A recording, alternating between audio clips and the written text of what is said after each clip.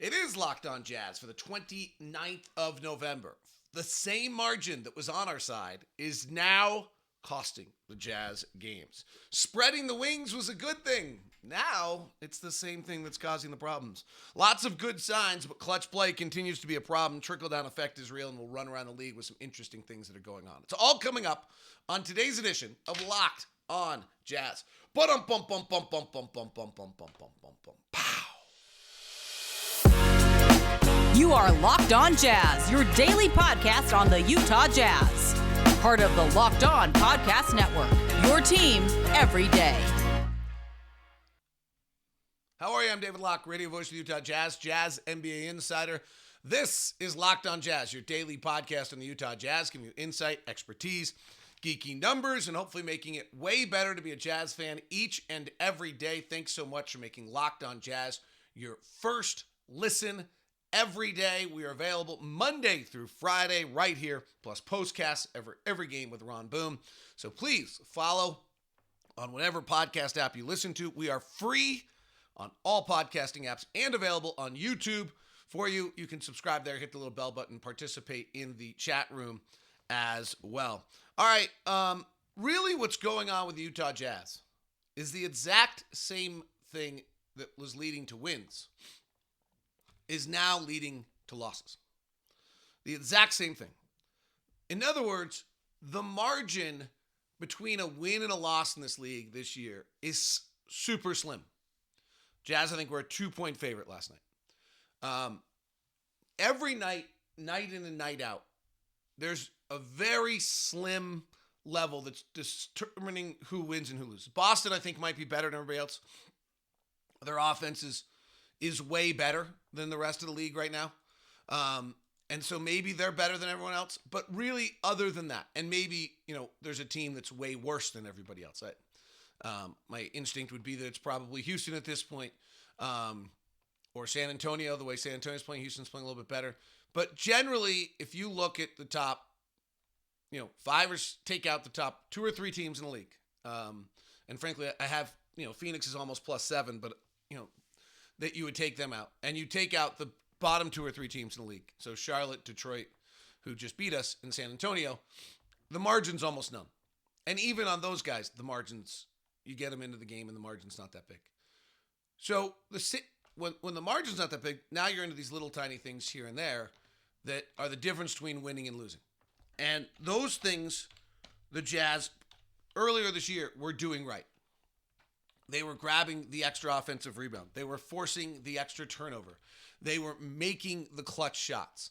They were doing all of those things correctly in the right manner.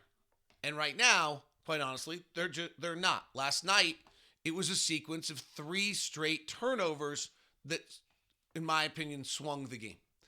Will Hardy, much bigger picture, probably more accurate, says, hey, lack of energy in the third quarter. Certainly. Both of those were huge sequences in the game. But the Jazz last night kind of are in the game. They're working their way back, and they commit 3 straight fatal turnovers. And what I mean by fatal turnovers is turnovers in which you commit a turnover and a live ball turnover, steal on the other side, and it's a fast break that goes back the other direction.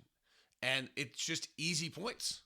And when you commit those fouls and those easy points, it becomes almost impossible to overcome that in the game. Rick Carlisle used to say that you have 3 fatal turnovers a night. If you commit 3 of them, you're dead. We committed 3 of them on 3 straight possessions, if I have it correctly. That's a problem. And those are the little plays that are the difference between us winning and losing games. We weren't making those little mistakes earlier in the season. Those were plays that, we executed a little bit better. We didn't throw it away, and it didn't lead to, fast breaks back to back. 10:42 left. So early fourth quarter, 11:18 left. We're trying to work our way back. We're down 86-82. Sexton throws a pass. Dragic steals it with soft pass. Dragic goes the other way, easy layup. Next possession, Markkanen turns it over. Bad pass, Levine steal, White dunks. Timeout, Clarkson bad pass, Drummond with a steal, Drummond with a layup. Those 3 possessions back to back to back. And then you add in that we did it again later when Kelly Olynyk turned it over, and it turned into, after an Olynyk turnover, then Sexton commits the foul, and they get a 4-point swing on that. Those are mammoth plays.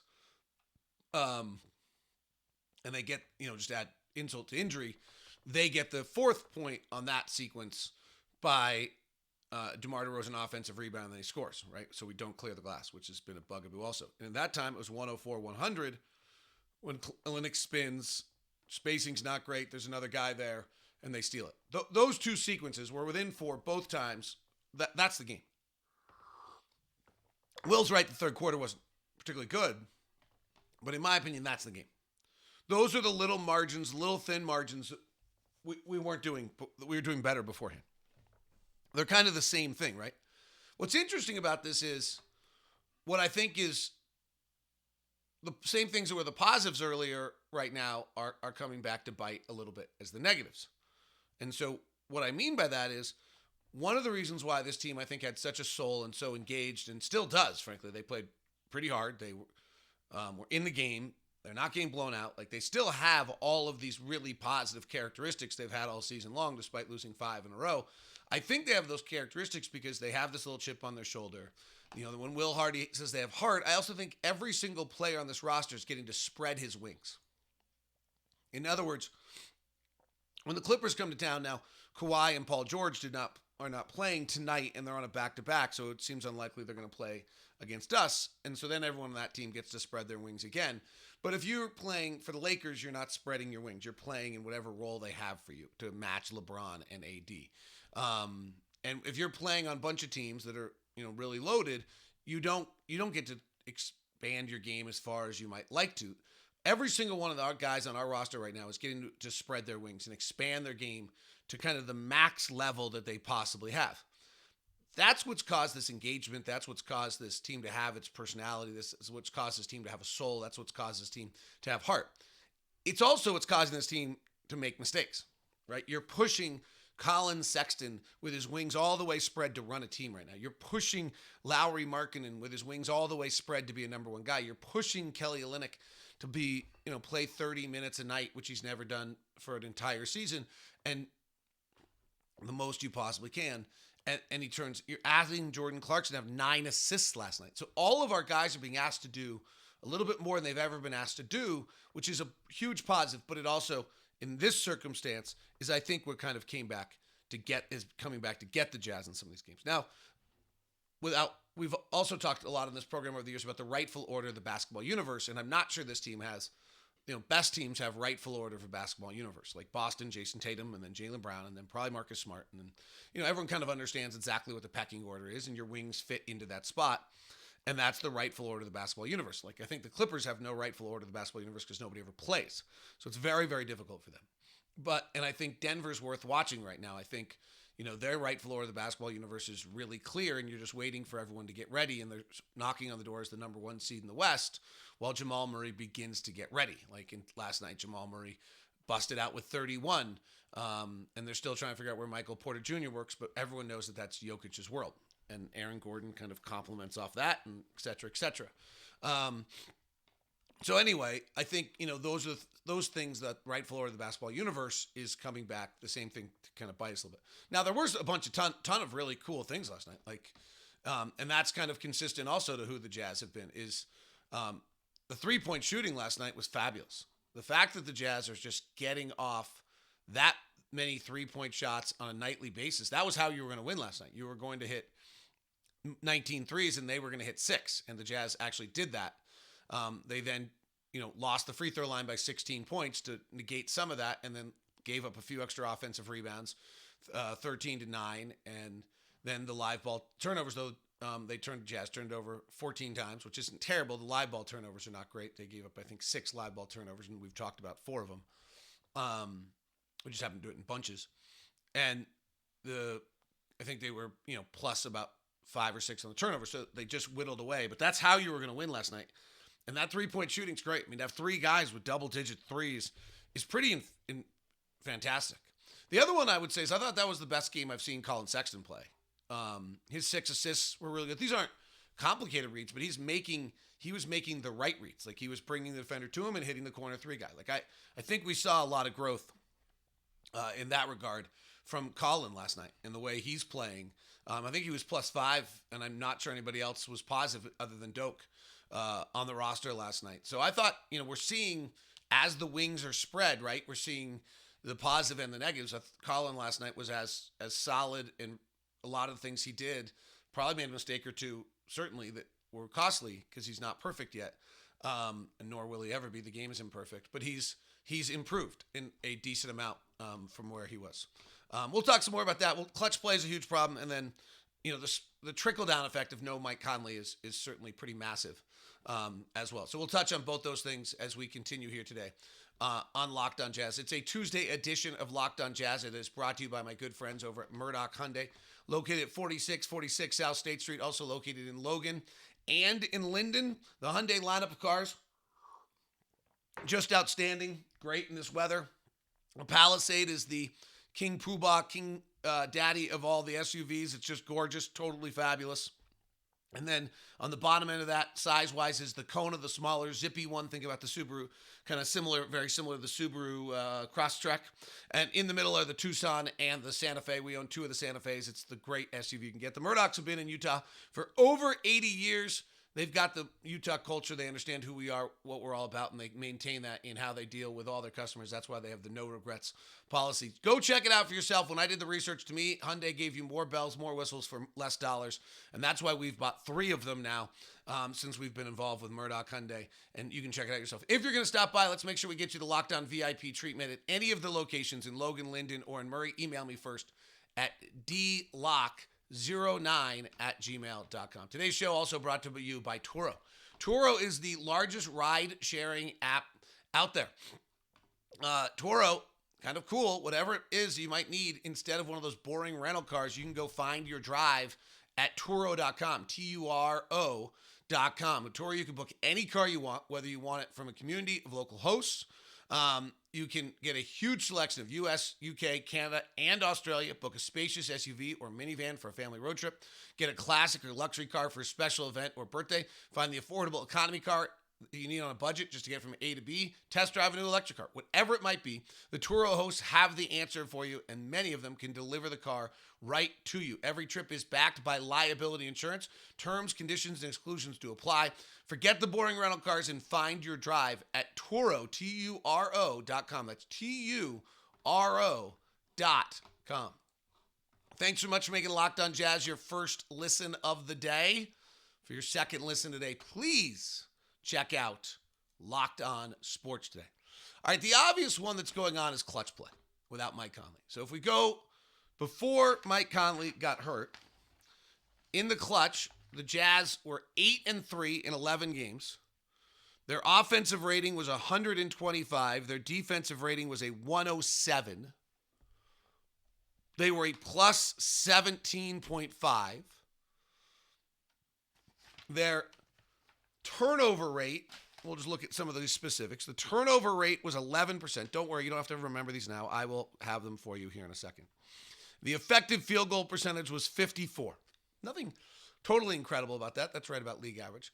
The defensive rebounding rate, which is interesting, like why would that impact Mike Conley? I don't know. There's a bunch of things since Mike Conley's gone out that are not happening. To me, they're a bit strange involving Mike Conley. And the offensive rebounding rate was 43%, which doesn't involve Mike Conley. Meaning the floor is balanced. Also might just be unsustainable. Since Mike Conley's gone out, so we were 8-3 in clutch games. We're now 0-4. Our differential is now minus 26. Our offense has gone from a 125 in the games where Mike Conley played to a 100 in the 4 games since Mike Conley's been out in the clutch. Okay, that's pretty big. The shooting has gone from, as I said, 54% to 50%. So not massive, but significant. Here's the number. The Jazz turnover rate in the clutch since Mike Conley's been out has gone from 11% to 29%. In the 4 games since Mike Conley got hurt in Portland, in the clutch, within 5, with 5 minutes left, the Jazz have turned the ball over on 29% of their possessions. I mean, we can just walk away now. Like, that's it. And that is the ball not being in the hands of Mike Conley. Now, I saw a comment that someone said that, like, hey, if the whole entire roster is built in the sense of dependent on a 35-year-old point guard, yeah, fair enough. Fair enough. This roster was probably not built with the intention of maximizing wins for this season. It's part of a 36 to 48 month process in which we're getting there. And it started brilliantly because a bunch of guys played really well, including Mike Conley, and had a lot of really good pieces. And you're right. I said the whole time that he was the thread holding the fabric together. And that thread has been pulled, and the fabrics are now not as well together.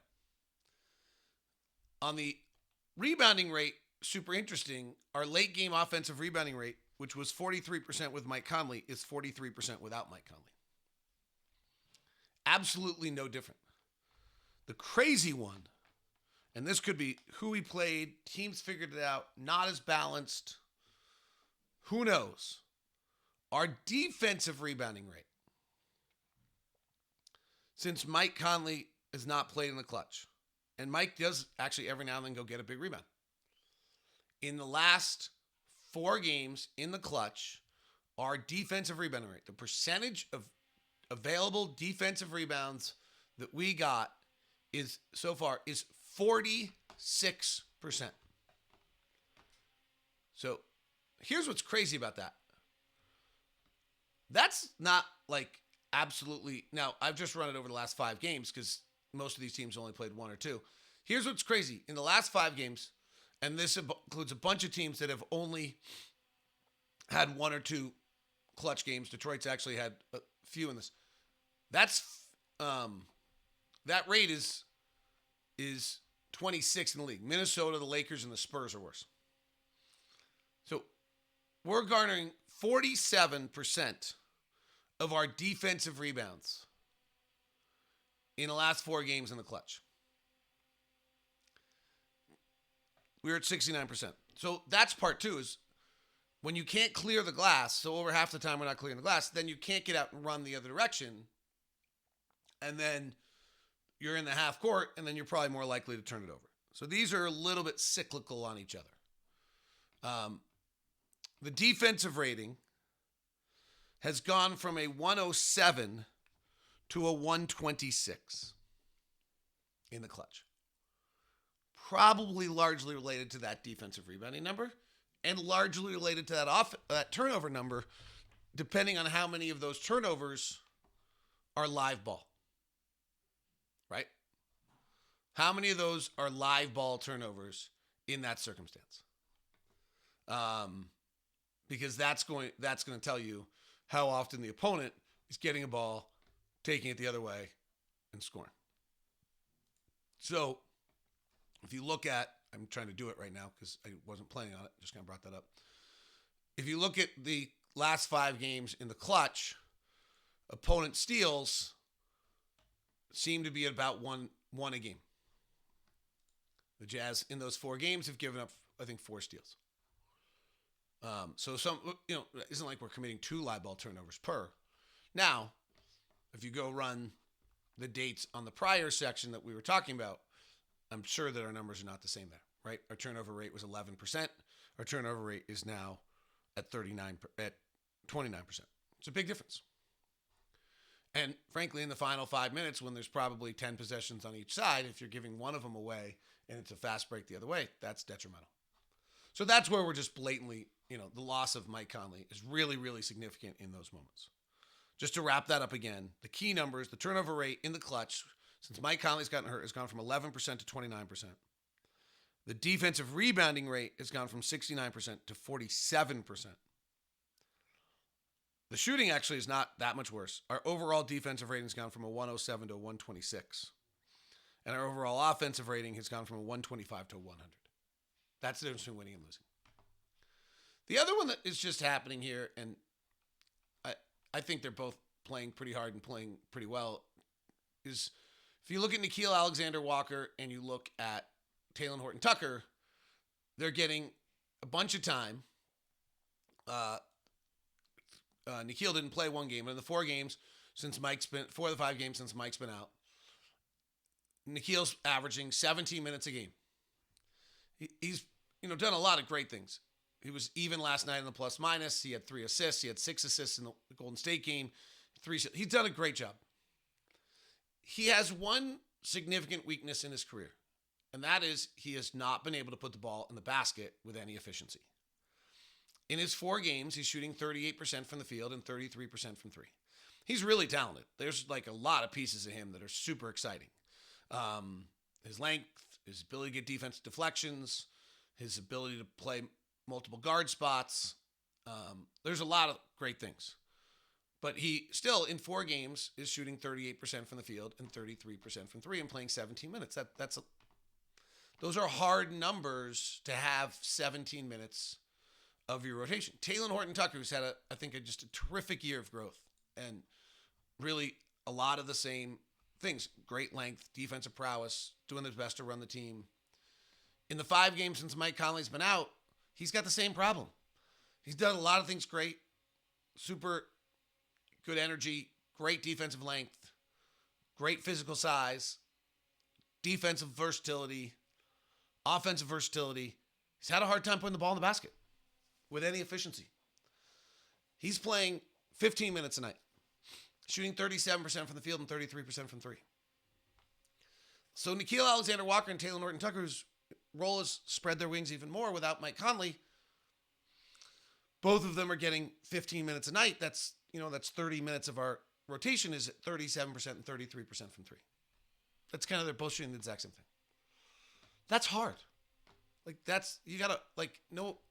They're doing a lot of other things great, but that simple fact that I'm talking about right there, you actually have to overcome that if you're the Jazz right now and you don't, to get through the game.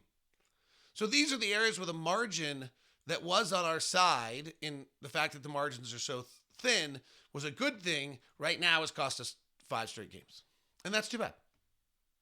Our guys are, the good news is the fight, the energy, the heart, the desire, all those things are still there. You're not watching this game and thinking, hey, the offense can get stymied and guys are missing some shots and some things like that. But you're not thinking, wow, there's no effort and there's no heart, there's no desire, and guys aren't going after it. Exact opposite. And that's the good thing. But it's hard we knew it was going to be hard without Mike Conley. It's super hard. And the player who's probably impacted the most we haven't talked about at all is Malik Beasley. And I knew it the minute Mike Conley got hurt. Just every pass to him is a step shorter, and his windows are a step smaller, and he's suddenly shooting 36% from the field, and he's shooting 33% from 3 in the 5 games without Mike. We'll look at some trends around the league. I don't think I have much more on us. Interesting draft pick impact on us. Something came down that happened yesterday. One team has become crazy dominant. And I mentioned one that I'll mention again to keep an eye on as we continue on today's program. Today's show is also brought to you by our friends over at LinkedIn, where the LinkedIn jobs and the rest all taking place right now.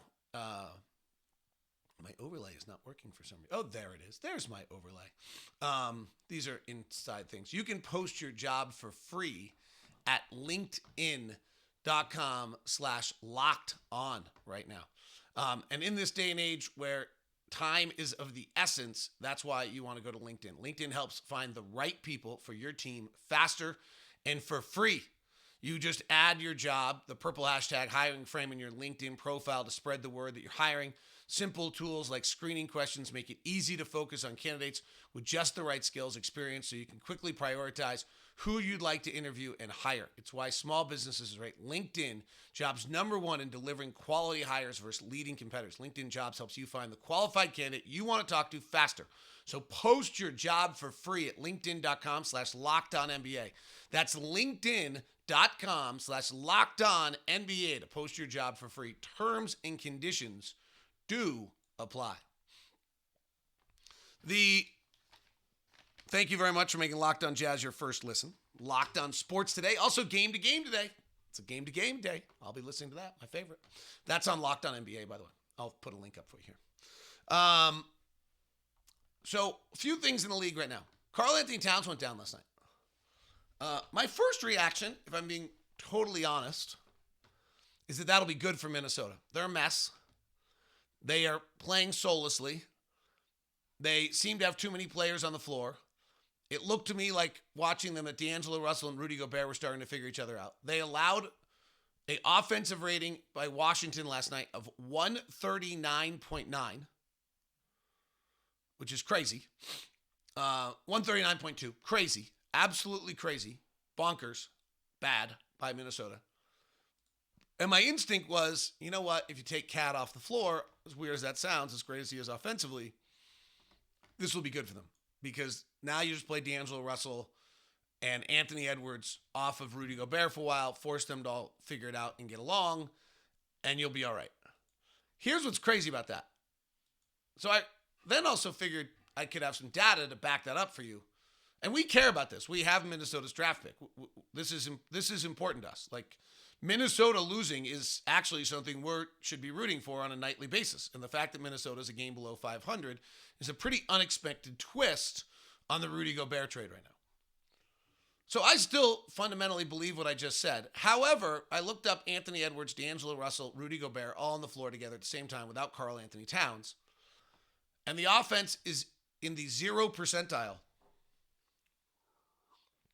and minus 23 differential per 100 possessions. The defense is all right in the 39th percentile. They're really good at forcing turnovers and they don't foul. Their effective field goal percentage is 45 and they turn it over 20% of the time. There's only 101 possessions where they've done this. I don't think it's a big takeaway.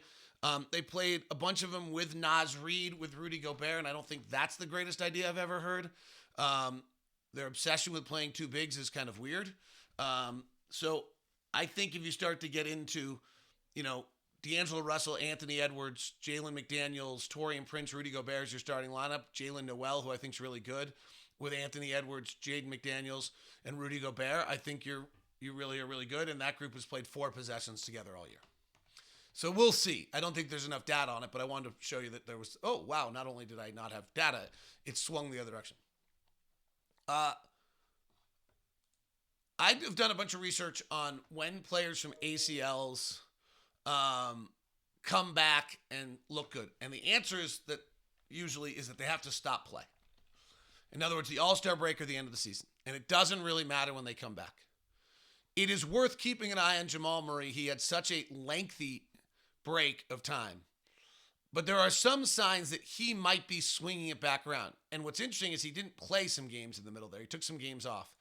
And in the last kind of 5 games, which have taken place over 15 days. So that's not a great sign, the fact that it's like he took a bunch of games off in the middle here. But over the last 5 games, Jamal Murray shooting 44% from the field and 38% from 3. He's suddenly averaging 21 points, 6 assists, and 4 rebounds a game. Last night, he busted out against a not very good Houston team for 31.